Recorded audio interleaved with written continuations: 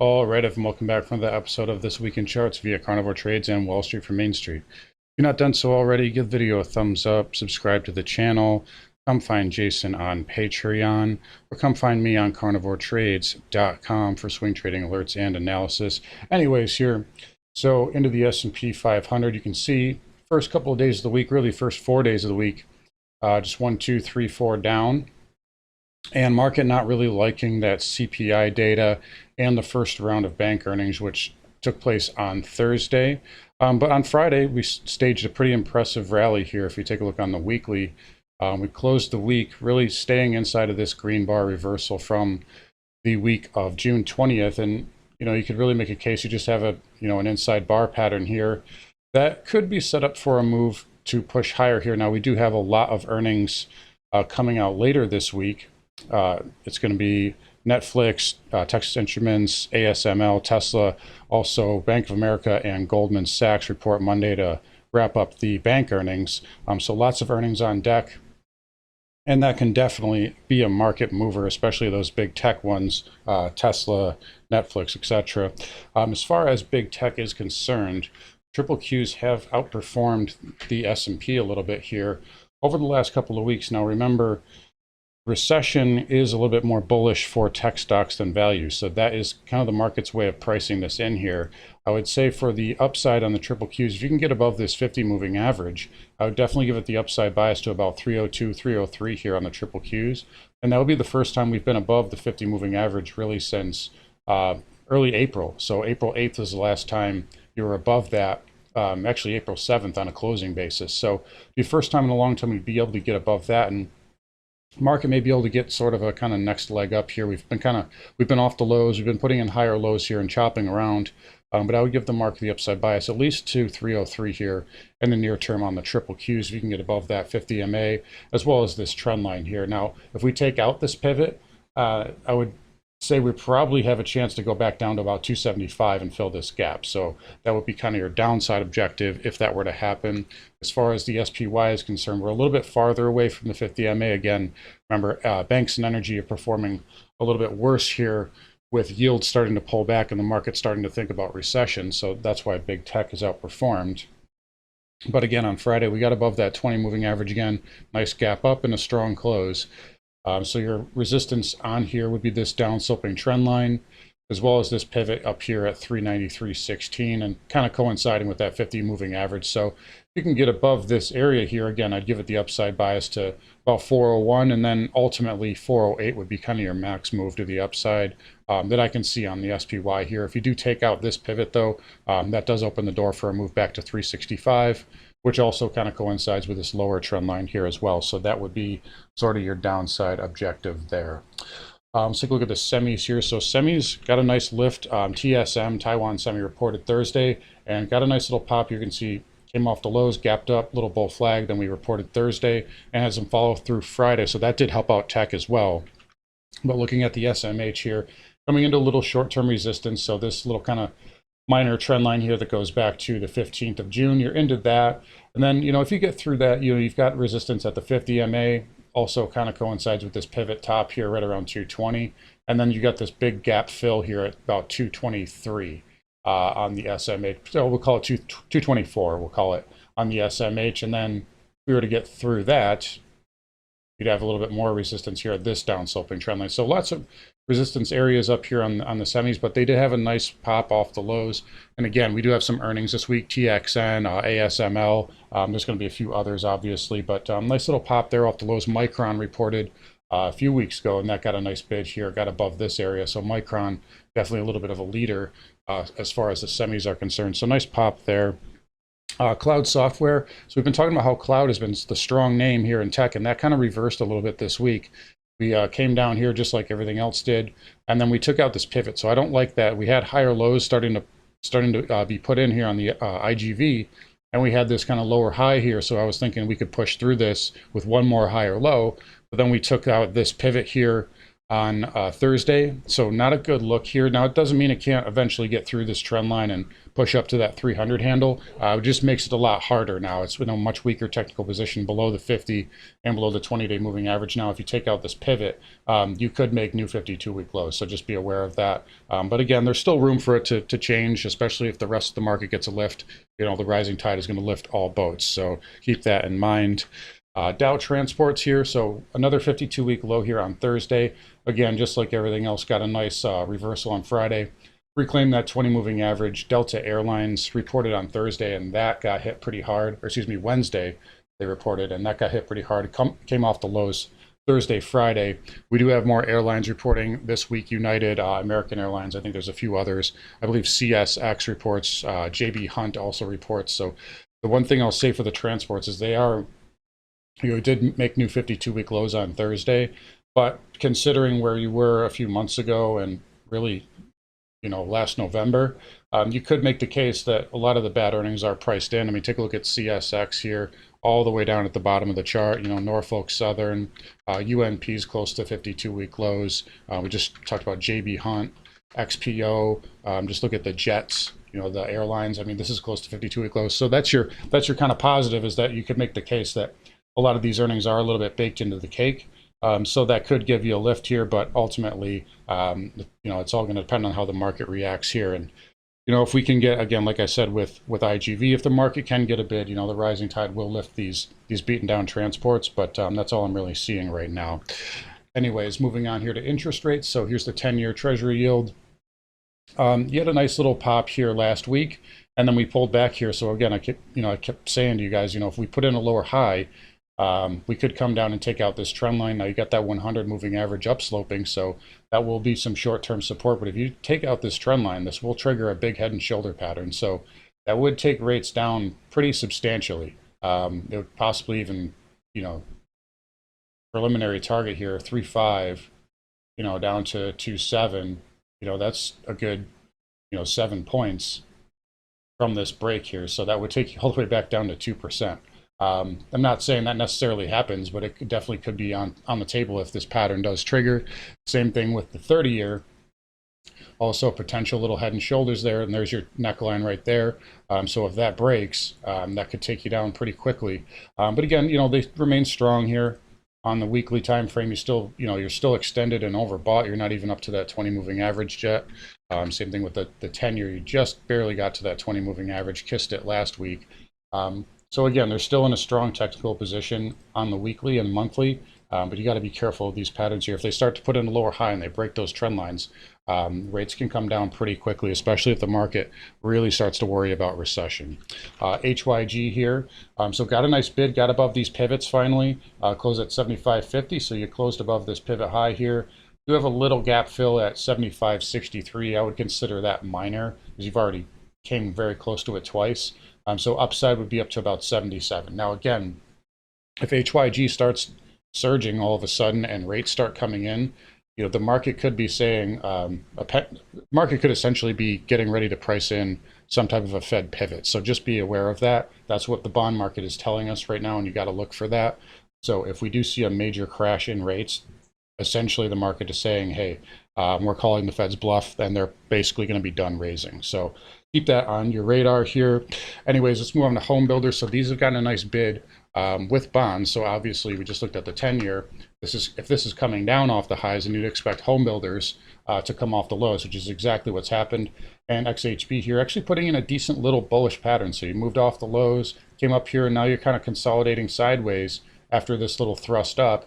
So I'd give XHB the upside bias to about 62. I don't see it getting through that though, so just be aware of that. There's a lot of resistance up there. ITB, same thing, nice move off the lows, little pullback, and then kind of just consolidating, sloppy, sideways action. You know, maybe it can get up to 61, 62. I got that little trend line there at about $60 and $60.04. So right at 60 bucks. You know, it could get through that, maybe up to 61, 62. But overall, that's kind of where I see it stalling out here. There's a lot of resistance up there. And then VNQ here, real estate ETF, kind of ping-ponging between these two trend lines. But if it gets through that, again, this could be a potential little A and then B, C up. it could potentially, I'd say max move is about 97 to 98 on this. But again, if you get through that and that 50 moving average, I would give it the upside bias into that 96, 97 area. So home builders and real estate liking the little rally in bonds. I just don't know how long it will really last for, so just be aware of that. As far as financials here, XLF, again, new 52-week low on Thursday and a nice pop on Friday. So JPM reported Thursday, new 52-week low, nice surge on Friday. Morgan Stanley, same exact thing. But take a look at Citigroup, one of the weakest, probably the weakest financial in the American financial stocks here. Look at the surge on Friday. So up almost 15%. It was up 15% at one point on Friday after a 52-week low on Thursday. And this is the type of action you get during OPEX week, by the way. So they beat the heck out of the stock all week long. Made new 52-week lows, then gap up and reclaimed the 50 moving average, filled this gap going back to June 9th. So a pretty big surge here. And take a look at the S&P. So this was the gap down from June 9th. And Citigroup is already erased that entire move. So this is a weak stock that has just had a power surge, and you got to respect that there. Same thing with Wells Fargo, market liking that. Made a new high here, so took out that June 10th high, and you stalled out at the 50 moving average. But Citi and Wells Fargo helping out the financials a little bit. Like I said, Goldman and Bank of America report Monday, so we'll see how that affects the market. But XLF getting a nice bid off the lows, and broker dealers XBD a nice little pop here. If you can take out this pivot, I would give it the upside bias to about 410. So broker dealers in a little bit better shape here as far as financials are considered. Let's take a look here at energy. So crude, again, continued lower this week, although got a bounce off that 200 MA. You also kind of coincided with this pivot low, and you had a little bit of a kind of a choppy area here before you broke out. So that got back tested again. And then if we look on the weekly, that coincides with the 50-week moving average. So no surprise it was able to get a bounce there, as that hadn't been tested since really December 20th, the week of December 20th. So a nice little bounce for crude off the lows. Now I still think it's headed, you guys know my price target. I'm still looking for 80 to 85 ultimately. I think that'll be a good area. So I am expecting a lower high here at some point. But short term, nice little bid there for crude. And we'll just kind of leave it at that for now. Same thing with XLE. These XLE, XOP, and OIH are all very oversold here, especially the OIH. So looking for a good bounce here, but I do have some buy levels worked out on these. They are just a little bit lower as well, so we just got to be patient with that. And then nat gas, nice little bit. I was a little surprised nat gas was able to recover so quickly. I thought we would have another leg down here, but we got above that little red bar here at $60, or excuse me, $6.60. Closed above that, and that kind of opened the door for this little pop on Friday. So short-term targets here on the upside would be this upsloping trend line and the 50-day moving average. And just to visualize it for you, that trend line goes all the way back to 2021 in May. Let's take a look at the daily. So there you can see it right there. It acted as support, broke down, became resistance, then you blew through it, support, support again, became support one more time really briefly, and now it's going to be resistance again, and it coincides with that 50 moving average. So that should be a good little short-term level there for nat gas for a pullback there. But we'll see what it's doing. It's acting well. It's still remaining strong. I still think that energy does have a little leg lower, so just keep that in mind. Anyways, let's look at uranium here. So CCJ, again, getting a little bounce off this trend line. I still don't, I'm still not in love with the weekly. I don't like that weekly inside red bar there, and you're kind of just flagging inside of that, so that's not a really good look. To change that on the daily, you got to get above 2350, and then a weekly close above 2432 would essentially reverse this pattern, and that would give you a pretty strong upside bias, if you ask me, in the near term. As far as URNM, that level would be 6281, so a move above this pivot high would give you short-term bias, and then on the weekly, you need a weekly close above 6510. So that would be your levels there on URNM to reverse that sort of bearish pattern on those uranium plays. Mosaic here, so looking at some potash names. Again, still not quite down. I said 45 a few weeks ago. It's into a good level now. I'm just not convinced, based on the way it's acting. I still think it might have one little leg lower, possibly into that 40 handle. So I think there might be a little bit more downside on the Mosaic. Intrepid might be around 31, 32. for Intrepid. So I still think there's a little bit downside in these potash names, although they are wildly oversold. And it's amazing how quickly they've erased this move up, and and then some, really, especially on Intrepid, but Mosaic as well. Pretty amazing move here on potash names, but they will be buys. We just got to wait for these levels to hit. All right, so dollar index remains strong this week. It did have a little reversal on Friday. It got up to my target this week. I've been telling you guys 108.50. I still think it can get a little bit higher. I think it could possibly get up to 110 at this point. But the dollar remains strong. It's in a strong uptrend. Look at the weekly here. It's starting to get parabolic. It's parabolic on the monthly. Look how extended you are from that 20-month moving average there. That's pretty ridiculous. But we're at the point now where we got to respect the uptrend. But I'm on watch for a reversal in the dollar, a pretty strong reversal. It's gone parabolic at this point. If we get up to 110 and we have a major engulfing reversal or some type of huge tail candle, I would say the dollar is probably topped near term. So just be aware of that. The dollar is getting extremely overbought and extended, and there's really just kind of a panic rush into dollars right now. So just be aware of that. But I am on watch here for a reversal. As far as how that affects gold here, so gold is into, if we take a look on the monthly, so it's into this kind of trend line here. You are piercing it now. We still have 2 weeks left in the month, so it could peak back above that. If it doesn't and close below that, we're going to go right to that 50-month moving average here in the near term, maybe even a little bit below that, around 1600. So be aware of that. But if the dollar does reverse, I do think gold will close back above this trend line on a monthly basis. And then silver here is into a pretty good short-term level. Actually, but actually a pretty good medium-term level too. So I'm going to look at the monthly, right into that 100-month moving average. And this is also kind of, hold on a sec. There we go. So this is right into this kind of area where you broke out of. So that is a good level of support. If it gets through that, your next level is about 16. So just be aware of that. But this is a really good short-term level, possibly medium-term level here for silver, for a good bounce. I do like it at this area, and it should get a bid here, maybe up to that 20 handle. And if you can make another leg up, 20 to 21, somewhere in that range. I also really like platinum in here. I am actually in platinum via PPLT, just so full disclosure there. I do like this level a lot. And if we flip on the weekly, I'll show you why.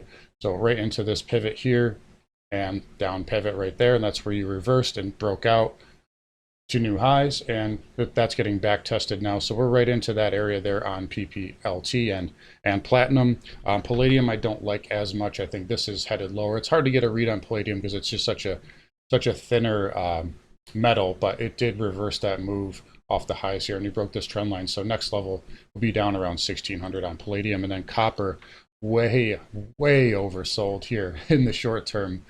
Just a remarkable move considering on June 3rd it was at 460, and on March 7th it was at $5.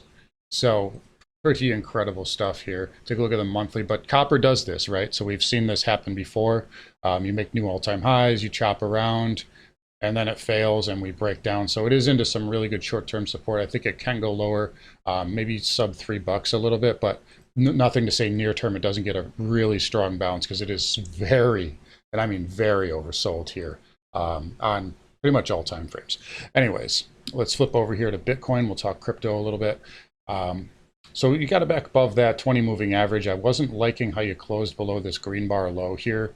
So this candle here at 2,240. I didn't like that, but you did manage to put in, take a look here, low, higher low, higher low. So we have a series of higher lows now. So that's your positive there for Bitcoin. So if you can get above this pivot high here at 22,424, I wouldn't even worry about this 50 moving average at this point. It's you're so close to it, it's parallel. So this isn't really major resistance at this point. But if you can get above that pivot, that could get you back up to that 26,000, 26.5 area. And if you get through that, it's basically 28.5. So that's a slight upside bias there for Bitcoin. The problem is on the weekly, you have a bearish inside bar. So crypto is, it's a big red candle. You're stuck inside of that. You see the same thing on Ethereum and pretty much all the other ones. Although Ethereum got a nice little bid here over the last day or two. So this is doing this video on Sunday. Nice bid on Saturday and got right up into that 50. So Ethereum looking a little bit better here off the lows. But again, got to take a look at that bigger time frame until we can get above that red bar on the weekly close. This is still a bearish pattern here from a macro standpoint on Bitcoin and Ether. Anyways here, so let's wrap it up. Take a look at the S&P one more time. So again, your levels here on the upside, it's going to be this downsloping trend line, the 50 moving average, and then that pivot high there on the triple Qs. Going to be looking at that 50 MA, of course, and then really up to this 302, 303 area in the near term. Anyways, going to wrap it up here, guys. Take care. Come find Jason on Patreon. Come find me on carnivoretrades.com, and I will talk to you all next week.